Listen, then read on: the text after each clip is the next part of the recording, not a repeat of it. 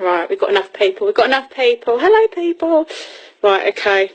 Are you ready? This is really damning, shocking stuff.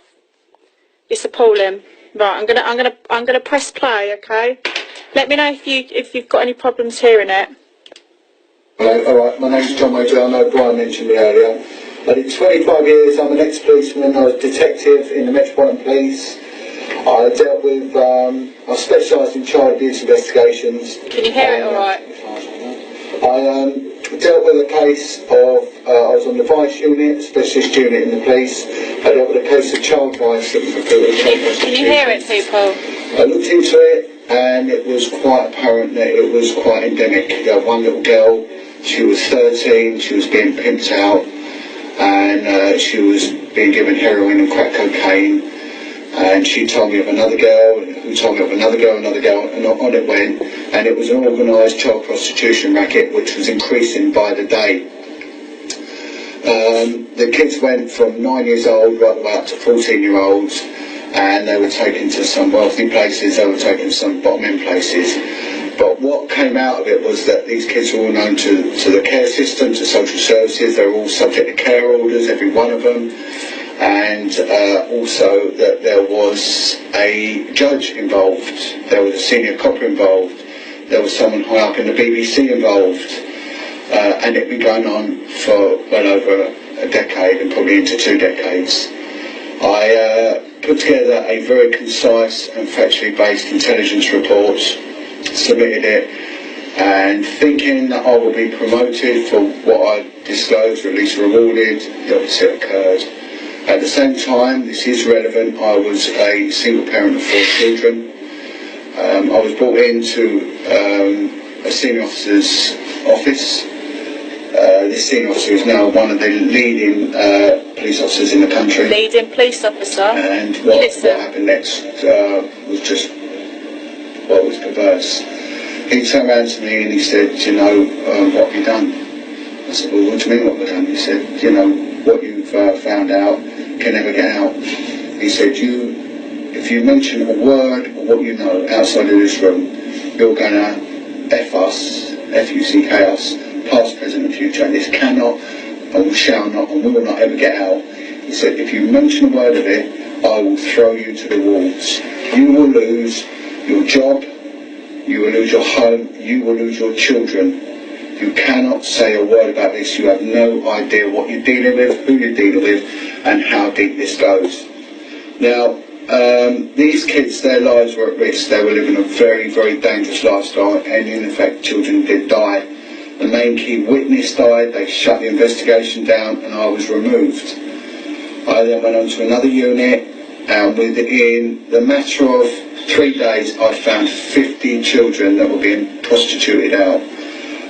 These kids were all known to social services and they were all, the system was making money out of them. I know someone explained it earlier. They were getting £2,000 per children per week for them being in care, and there was no care at all involved.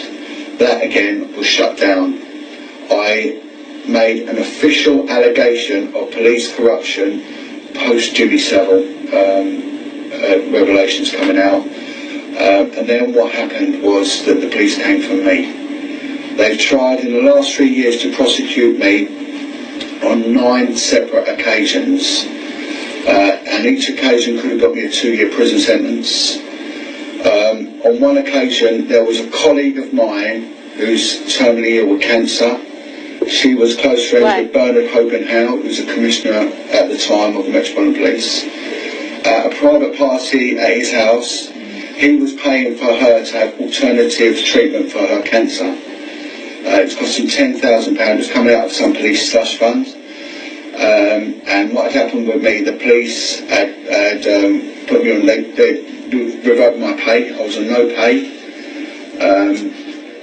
I was looking at losing my home because I couldn't retain payments. They said if I took up any work, they would sack me.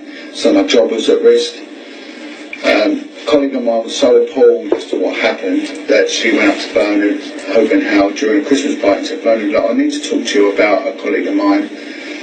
He's been treated really bad, and when you find out what it's all about, I think you'll agree with me. And he said, okay, I'll listen. He said his name was John Wedger. With that, he stood up, walked out, and then the next day withdrew all the funding for her cancer treatment, and her cancer went into remission. Another colleague of mine went to my commander. Earlier this year, one of my children suffered a horrific injury in a terrible accident and was in intensive care, and actually died twice whilst in intensive care.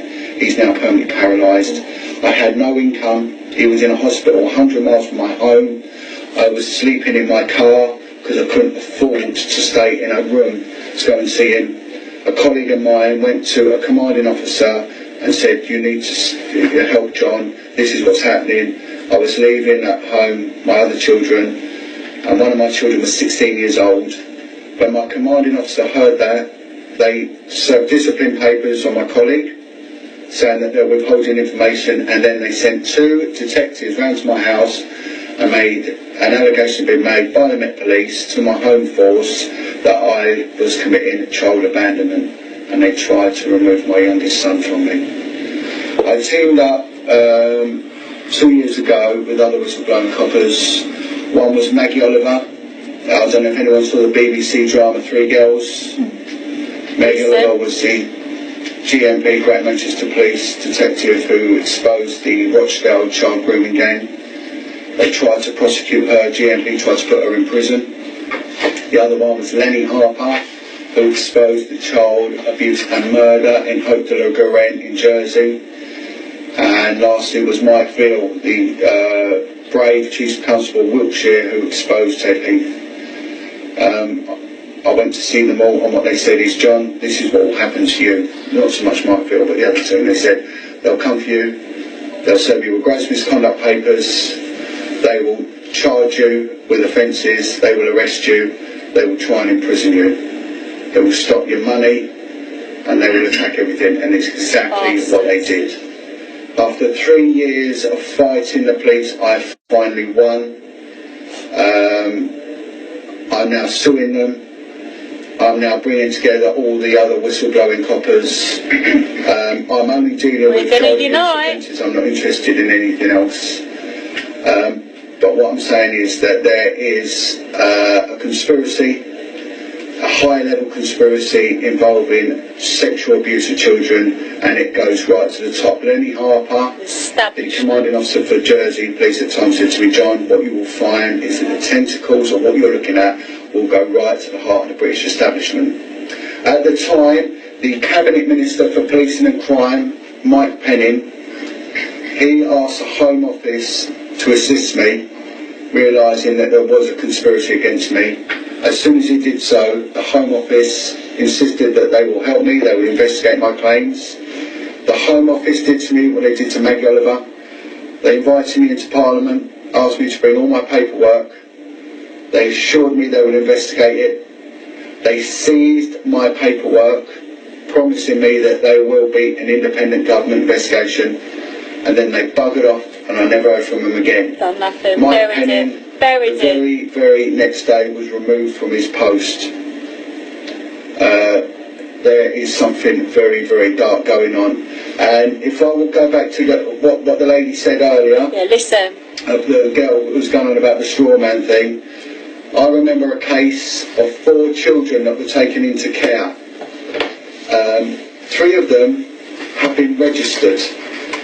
The 4th one had not been registered. One wasn't registered. I remember they had to give that child back. They gave it back. So even what the lady was saying about the straw birth thing, I remember the case, and it sort of verifies that. So that is my thing. I mean, I continue to sort of campaign. I was in the national press at the weekend, and hopefully there'll be more to come. But you know, when you stand up, when you whistleblow, same as a victim and survivor of sexual abuse, you stand alone. No one will stand by you. I've spoken to people, whistleblowers from the NHS, from within the clergy, and so many people are bullied into silence. So that's my angle, but the truth is the truth, and it will all stand out. But thank you ever so much for giving me. Shocking. You shocked? Because I was shocked. It's appalling. That's come from someone who was really high up in the Metropolitan Police. exposing the child abuse, and he's been shut up and his life threatened, his family threatened. Enough's enough, people. Enough's enough. This is the sick shit that's going on behind the glossiness that's portrayed in our media and on the news. This is the real stuff that's happening. Real stuff that's happening. Gets me so angry. Just spoke to the woman I'm working with. 6 more cases. 6 more cases people have had fraudulent bankruptcies. They're stealing the kids. They're abusing the kids. They're stealing homes. They're stealing... It's got to stop. This shit's got to stop. Does that not make you angry? When you listen to that, those of you that... Some of you were joining a bit later. You're going to have to go back to the beginning of the replay. Is that not shocking? It's truly shocking. We haven't got a police. The police are supposed to be protecting us, and they ain't protecting us. What is the point of having the police? These people swore an oath to uphold the common law of this land and protect the people and protect the children, and they're not. They're protecting corporations, they're protecting the MPs, they're protecting all them bastards in Parliament. Like Theresa May. They're all as bad as one another. That whole thing's a cesspit. It's a cesspit. Go and listen to the Hampstead Heath stuff. That tells you the sick shit these people are in, and it's all being covered up. But what makes me feel positive in all this, like I say, there's this energy. He's banding together with the good cops. There's another one, Dave Eden.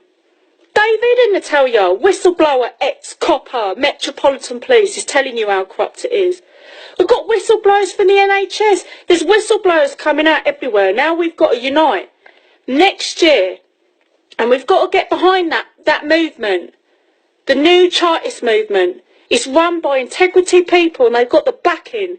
They've got the backing from the police. They've got the backing from people in army, and they've got the backing from people who used to work in intelligence. Because all the people that are fed up of what's happening in this establishment and what's going on, they're fed up with it, and they're getting together.